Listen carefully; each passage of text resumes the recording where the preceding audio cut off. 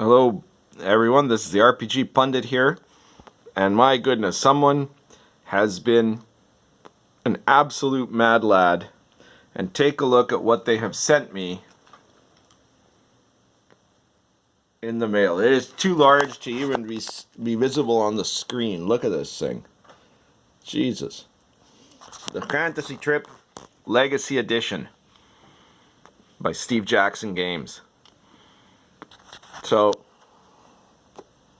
for those of you who don't know, Fantasy Trip, it's an RPG by this guy, Steve Jackson, who was one of the early pioneers in RPGs, and is now the founder of the Steve Jackson Games. Steve Jackson Games has produced a large number of role-playing games, including, well, mainly GURPS, the generic universal role-playing system, but he's also produced a number of other tabletop games like Car Wars, Ogre, Illuminati, Munchkin. So, huge guy, right? And this was his very first game, the Fantasy Trip. And it was published around 1980. It was kind of innovative in a couple of ways. And then the company that made it went under, and he did not have the rights to this product. And he has not had the rights to this product almost ever since, until just very recently where he's managed to recover it. So that made the Fantasy Trip not just an important old school game, but an old school game that had this mystique of having been a lost game, a game that was no longer available, even though the guy who made it was still very, very well known. A lot of the stuff in the Fantasy Trip ended up being it was an inspiration for the material that would appear in the GURPS system when Steve Jackson started his own company. And so now they've done a Kickstarter, and this is the Legacy Edition, the gigantic, monstrous edition that I haven't even opened yet, and I didn't even know I was getting. I may have been told I was getting it, and then I just forgot in some kind of a haze, but I have no idea who sent it to me. Obviously, it's a review copy. I'm going to treat it as such, but this video is not a review. This is just an unboxing video. I'm not going to go into detail about the stuff in there because I haven't read it yet. I have to read it first. I have to look at it carefully. But today I thought I would, complete my appeal to the Zoomers and do an unboxing video. So as you can see, the thing still has the wrap around it. I took it out of the actual box, that it came in, because I gave that to my cats. And then all I've done is made a little cut on the side here, but I have not yet opened it.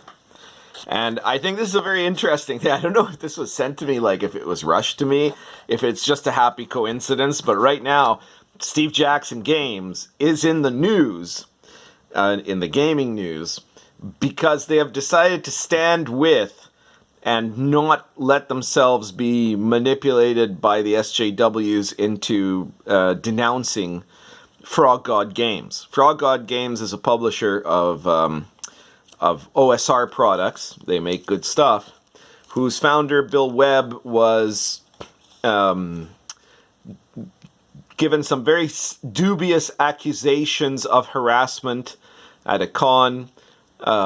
Whatever happened, it was little more than, him being, at the very worst of all scenarios, he was drunk and hitting on someone, and that's what it amounted to. That's the worst scenario. In the best scenario, he was not drunk and offered, and offered a girl a cigarette. Like, this was what it amounted to, and this was a couple of years ago already, I think. No, I mean, it was definitely not 2019, right? So it was at least a year ago. And since that time, there have been a group of SJWs who have been hounding Bill Webb and Frog God Games and trying to attack them at every turn, trying to blacklist, ban, censor them. Of course, part of this is because Bill Webb is conservative.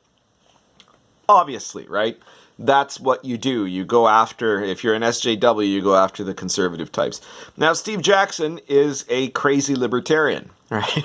He really is. And when Steve Jackson did this product, the Kickstarter for the Legacy Edition of the Fantasy Trip, he made partnerships, I guess, and one of them was with Frog God Games, who are going to put Fantasy Trip mechanics into their default setting for their OSR world, so that it'll now be compatible. And when the SJWs heard about this, a number of them, particularly a particularly nasty customer named Chris Helton, came forward and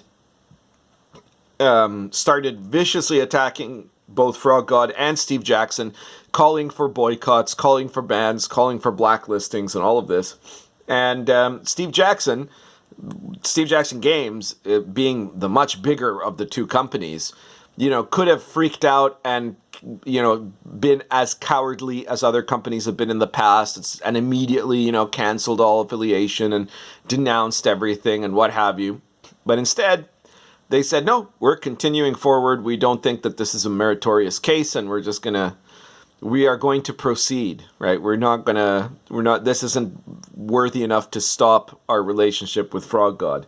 And Frog God, in turn, is suing Christopher Helton, which is just wonderful. But if you want to know more about that, because we're here today for unboxing, if you want to know more about that story, you're going to have to go on Sunday to the Inappropriate Characters YouTube channel, where we are going to be having a live stream show, 7:30 p.m. Central Standard Time. Be there or be square. We're going to be talking about this drama. We're going to be talking about this being the first case that I know of where the RPG related SJWs are being sued for their bad behavior, for tortious interference, and we're going to talk about a number of other things. Me and Venger and Grim Jim, who are always interesting and especially amusing together. So be sure to subscribe to that channel. Subscribe to this one too if you haven't yet. And go over there and watch that show, because it'll be really interesting. If you came here for political controversy, today you're not really going to get that, except for what I just mentioned, and that was it, because now we're just going to look at the product. But if you want to get our analysis of the whole situation relating to Frog God and Steve Jackson and Frog God Games suing these people, because it's not just Chris Helton, it's other people too, including Jessica Price. They're all getting sued, and you wanna check that out, then join us on Sunday. Maybe there'll be more information by then too that we'll be talking about. But for now, let's take a look here. So this is the Legacy Edition. The outside comes in a pretty nice packaging here. I'm having to do this because there's no real way my tripod would be able to handle this, so I'm holding the phone myself. As you can see, the cover of the box itself is quite illustrative, and you can see the thickness of this cover, right? Like, it is one hell of a cover. I'm guessing these might be maps that are on the inside. Here's the back cover. Look at that Cthulhu version of Castle Grayskull, huh? That's fantastic. Easy to learn, fast to play. Welcome to a world where swords and sorcery meet, fragments of super science, medieval knights battle monsters of the fantasy trip. Blah, blah, blah, blah. It's been out of print for decades. As I was telling you, Steve Jackson's classic game returns. Alright. And here it tells you what we get inside. There's my coffee. A treasure trove of adventure. You get a heavy storage box with random labyrinth generator inside. Mewe, the complete game, because there were two different games rather, Mewe and Wizard, which came out first before the Fantasy Trip, and one was like to play warriors and the other one was to play wizards, and then those combined in the form of the Fantasy Trip. And so you get some adventures. In the Labyrinth is the actual core rulebook of the Fantasy Trip. Another adventure. Looks like there's the 4-panel DM screen in there. Dozens of erasable double-sided mega hex tiles for making rooms. And in this, the first printing, and only the first printing, get character and treasure cards, a dragon counter, custom player folio, custom mega hex storage box, Mewe 50 sheet character pads, 50 sheet wizard character pads, 2 extra 6-sided dice, double-sided. Okay, well, shall we open it? All right, here goes.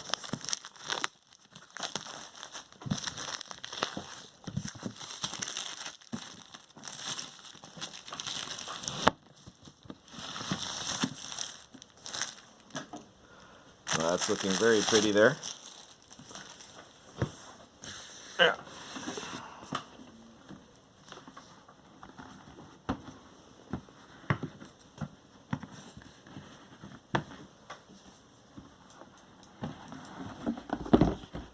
There's a slight bent in the corner here. I don't know if this was in transit. I mean, it's pretty hard to get this stuff down here, to all the way to down here. Or if this is some kind of a factory problem that may explain why this was sent to me as a review. Oh, look at this first here. What have we got on the inside? Random Labyrinth drop table. You roll a d6 in the lid and draw the orientation you like. Add new shapes as you go. Pits and stairs.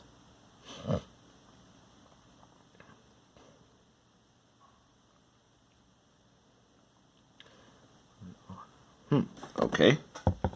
So there's a drop-down system for creating random labyrinth areas.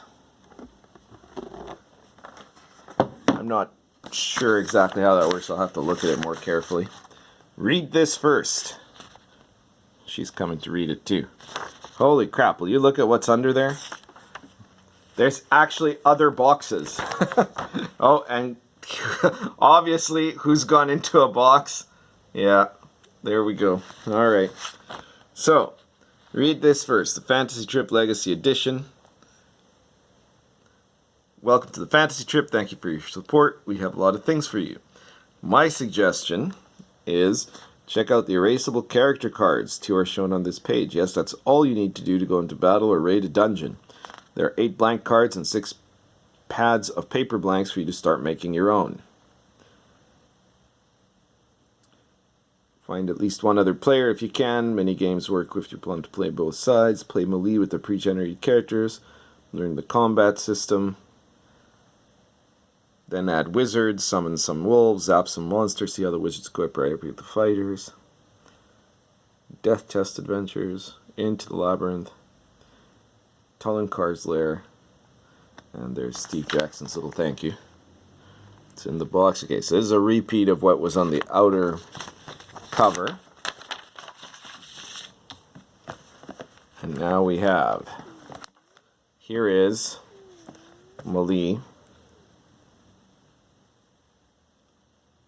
which is a system where you create characters in just a few minutes and then send them into the arena. Winners become stronger and losers die. Each counter in this fast-moving game is a single word. So this is not actually an RPG, right? Mewe was a combat game. Alright, and it was basically like remember, this is a very early period in gaming where there was still this big crossover between war games and RPGs, and these were not, Mewe and Wizard were not full-blown RPGs. This is Wizard. The Magic Companion to Mewe. Sorcerer's Combat. Create your wizard. Choose their spells. Go into combat. Zap your foe with fireballs of lightning. Summon giants, dragons, and wolves to destroy them all, or be subtle and entangle them with magic rope and slippery floor spells. Successful wizards gain skill and power. Losers die. Okay. This is the Death Test. Thor's on 2 programmed adventures for Mewe and Wizard. The mighty Thor is hiring guards, but the test is a killer. You can play with a single player or a group of up to 4. You can even play with the GM, but you don't need one.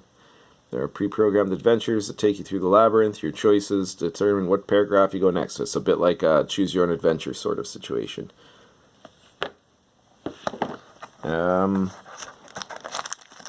Here we have character pads. Whole set of...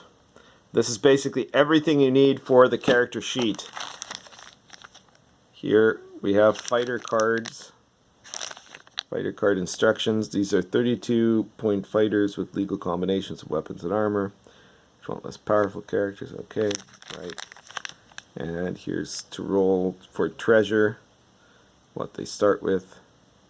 Very nice. I'm not going to open each one of these, otherwise the video would get way too long. Here's the other cards. We're just showing everyone what we've got inside. That's some nice looking dice. Very pretty, I think.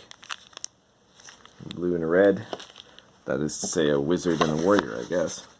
There's a little... Here. Now you have a hat. I don't think she liked that hat. Alright. So what do we got now? Look at this investigation that she's doing there. This is... I'm not sure what this is. So you know what? Maybe we will open this one. Just to see, is there...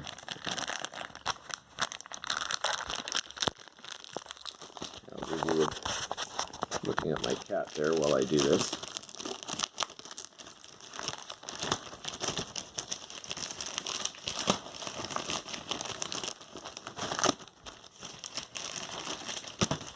Hello. Yeah, you're enjoying the boxes, aren't you? Yes, you are. Okay. So, this thing appears to be just a kind of a manila folder. So I guess this is something that you can use to keep stuff in. The maps and whatnot, maybe. So I see there's some maps here now. Oh yeah, here we are. Southern Alintia. Wonder if I'm going to be able to put all this back and it'll actually fit. That's one of the great challenges of these sorts of things. So these are some lands from the fantasy trip. Oh, and here is a much more close-up map of some kind of a town. Very nice. Here is the fantasy trip GM screen, which is very good and solid.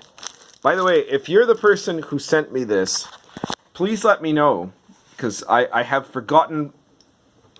I get a lot of people offering to send me stuff, and I don't always remember who said what. I don't specifically remember the fantasy trip, but maybe someone on the RPG site sent it. But if it was Steve Jackson Games, please let me know, because I'm sure I didn't get a message from Steve Jackson Games directly. If it was somebody else, some private citizen that decided they really wanted me to see and do some review of this, then get in touch with me. Tell me who it was so I can give credit where credit is due. It's a fantasy trip character record sheet. So you can see, if you're familiar with GURPS, right? These 4 stats is very similar to the GURPS basic stats. Some abilities. It was a very simple game. It had the characteristic, though, which I'm not a big fan of, I'm going to mention. Well, some terrain traveling there. Alright, I see it's color-coded in terms of danger. Alright, I was saying, I'm not a big fan of this in particular, but the Fantasy Trip was notable for being the first role-playing game where you didn't randomly roll any abilities. Okay. You used point buy, to build your character, to distribute among your ability scores, and then to buy different special powers and abilities that you could choose from. So it was innovative. That was the most innovative thing about it at the time compared to other games, that it had no random element. And of course, I love the random element. So this is a point against it in my eyes. But for those of you who are fans of point-buy RPGs, this is the one that started it all. Tolling Colors Lair. Oh, another... I think the dungeons that these things use, or the labyrinths rather, are quite odd, right? Like, that is a strange type of alternate old school, right? Because the dungeons as we knew them in D&D, we're not on hex maps, right? They were on grid maps. They were square. And here, these are like, you know, caves, basically. It's really unusual. Oh, and here's the big book itself. The Fantasy Trip.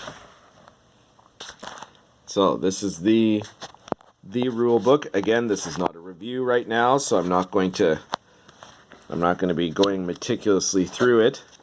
But let's page a little bit through it and see what it's got. Oh, look at that. So apparently you can do a little bit of random rolling for your character. That's interesting. Maybe it's redeemable after all, because the hell is that guy? That is not the best art piece for it, but I think this is the... I'm not sure if this isn't the original art from the period. If any of you have the original Into the Labyrinth, you could let me know. Or if this is new art that they've added to it. It looks like it could be from 1979, 1980. It would be within that possibility. It could also be newer. Ogres. Haha. Octopi. You gotta love that. Various creatures. Advanced combat.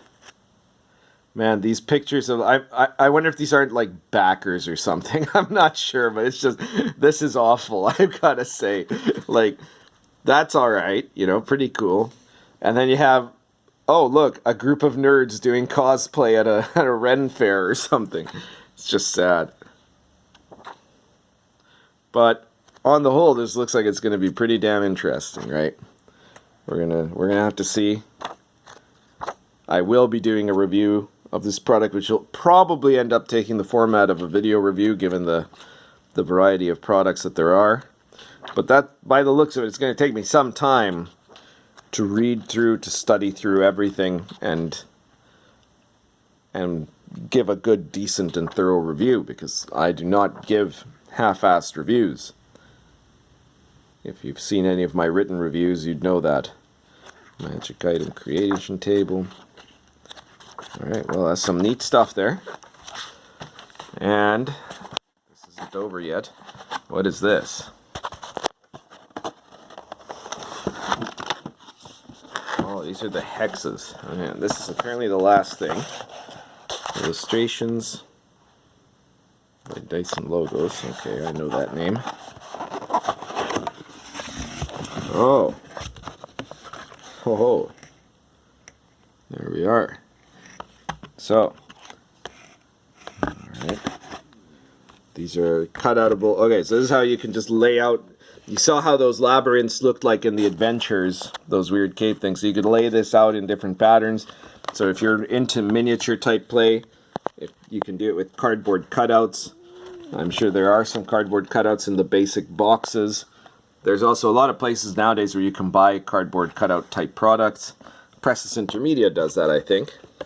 I should know, they're my publisher for RPG Pundit Presents. Thing is, I'm not a big user of miniatures, but there's like a place with a chasm, a corpse. Oh, and look at that, they come right off. Okay. Some other terrain. This is interesting stuff, very interesting. Look who's moved into the other box here. Hi. I'm telling you, she's just in it for the boxes. She's never met a box she didn't want to sit in. Alright, okay. More corpses and whatnot. Okay, so this is interesting. It lets you basically make small, not randomized, but interchangeable labyrinths that you can then, you know, mix and match and make new ones out of. It's very clever. Apparently this is supposed to be stuff you could write on with like a dry erase pen or whatever. You know, not a permanent one, but you know, those erasable Sharpies or whatever. So there you go. This is the whole collection now. The interior lining of that box. of Into the Labyrinth, the Fantasy Trip, the Legacy box set of the Fantasy Trip, and it looks pretty damn cool. All the material. I'm going to have fun looking through all this. Absolutely crazy. I cannot believe that someone shipped this here because, you know, for a book, shipping isn't terrible, but it's not great. For a box set like this, it must be fairly pricey. So whoever did this, thank you so much. Very much appreciated. And stay tuned in future for me to do a review of this, either on the video or on my blog. But it'll probably be a video review in this case, because there's just too much toys to show people. Alright, that's everything for today. Remember, if you like this video, please subscribe. Please share this video. Please put that notification bell on. If you want to support me, I do have a Patreon page, but I tend to suggest to people that maybe what you'd rather like to do instead of supporting Patreon is go to the RPG Pundit Presents series on DTRPG, and you know, there's a link in the description for the RPG Pundit Presents series, and check out the RPG Pundit Presents issues. They're all short PDFs of varying lengths, but usually no more than 20 pages, that have a whole bunch of different old school material, stuff you can use in your D&D game in whatever edition. You have the Gonzo Gaming supplements, and then you have the Medieval Authentic supplements. And any one of those will cost you anywhere between 99 cents and $3.99, right? So they're not expensive, they're a good way to give me a tip, and they're a good way to get something out of that for yourself that you can enjoy. So please back me up that way if you want me to keep, you know, fighting the good fight and making good products and doing good videos for you. And keep subscribing and sharing. The more subscribers, I mean, we just did the 1,000 subscriber special, and now we're at like 1,061 as of the moment I did this. Like days ago, it was 1,000, right? So we're moving at a good pace. I'm really happy about that. And be sure to check out this Sunday, Inappropriate Characters. Find the channel, subscribe to the channel, and watch us on Sunday, 7:30 p.m. Central Standard Time. Me, Grim Jim, and Venger. Yeah, I know they're kind of liberal compared to me, but they're still good guys. They're free speech guys, and we're gonna have ourselves another really great evening of fun, romp, and absolutely mocking each other as we comment on all the controversies that there are in the gaming world, especially the one relating right now to Steve Jackson, Frog God, and the gang of SJWs that tried to attack him and discovered that, you know, Texans don't run. So good on you guys. This is it for today. Currently smoking Moretti Rhodesian plus Barking Dog.